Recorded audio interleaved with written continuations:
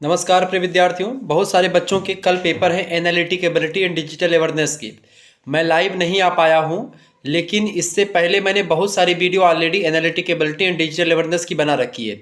आप BA third semester में हैं या आप बीए के फिफ्थ सेमेस्टर में हैं, दोनों बच्चों के लिए, चाहे बीए में है, बीएससी में है, बीकॉम में है, बीएससी एजी, बीएससी होम साइंस, बीबीए, सभी के थर्ड सेमेस्टर में या फिफ्थ सेमेस्टर में अगर आपका analytic ability and digital awareness यानी कि विश्लेषण क्षमता और डिजिटल जागरूकता।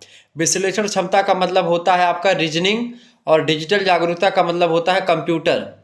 यानी कि अब की बार आपकी परीक्षा में कंप्यूटर से रिलेटेड क्वेश्चंस आएगा और आपके रीजनिंग से रिलेटेड क्वेश्चंस आएगा। तो जो बच्चे एसएससी वगैरह की तैयारी करते हैं उनके लिए एक नॉर्मल पेपर होगा।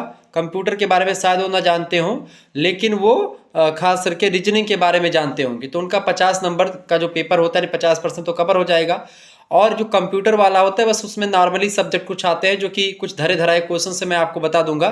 जैसे कंप्यूटर से कौन कौन से क्वेश्चन आता है। पहला क्वेश्चन आता है रैम का फुल फॉर्म, RAM। रैम का फुल फॉर्म होता है क्या होता है, रैंडम एक्सेस मेमोरी, रैम का फुल फॉर्म। दूसरा क्वेश्चन होता है रोम, ROM। रोम का फुल फॉर्म होता है रीड ओनली मेमोरी। ये दो क्वेश्चंस हमेशा पूछे जाते हैं। तीसरा क्वेश्चन है CPU का फुल फॉर्म क्या होता है, तो CPU का फुल फॉर्म होता है सेंट्रल प्रोसेसिंग यूनिट। ठीक है। कंप्यूटर का मस्तिष्क किसे कहते हैं, तो CPU को ही कहते हैं, ये बात ध्यान रखेंगे।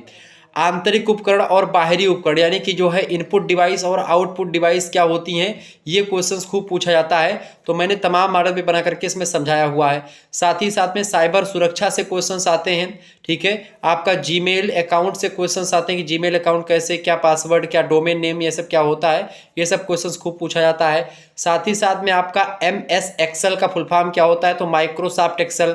MS वर्ड का फुल फॉर्म क्या होता है, तो माइक्रोसॉफ्ट वर्ड होता है। ठीक है। सोशल मीडिया के प्लेटफॉर्म कौन कौन से, तो व्हाट्सअप, फेसबुक, ट्विटर, ये सब, इंस्टाग्राम, ये सब सोशल मीडिया हैं। ठीक है। आपसे पूछेगा कौन सा एप्लीकेशन सॉफ्टवेयर है, कौन सा सिस्टम सॉफ्टवेयर है, तो जैसे MS वर्ड, MS आपका माइक्रोसॉफ्ट एक्सेल, ये सारे के सारे आपके सिस्टम सॉफ्टवेयर में होते हैं। जबकि आप देखते हैं जो आपका जैसे एप्लीकेशन सॉफ्टवेयर में व्हाट्सअप, फेसबुक, इंस्टाग्राम, ये सब आपके एप्लीकेशन सॉफ्टवेयर होते हैं। ऐसे तमाम प्रकार की चीज़ें। ठीक है। तो आप इन चीज़ों को थोड़ा सा ध्यान रखिएगा। और रीजनिंग में आप पढ़ लीजिएगा जैसे कि मिसिंग नंबर से क्वेश्चन आता है, जैसे सीरीज दी जाती है तो उसको थोड़ा सा देख लीजिएगा। मैं मॉडल पेपर बना दूंगा तो उसको लेकर के परेशान ना हो। ठीक है।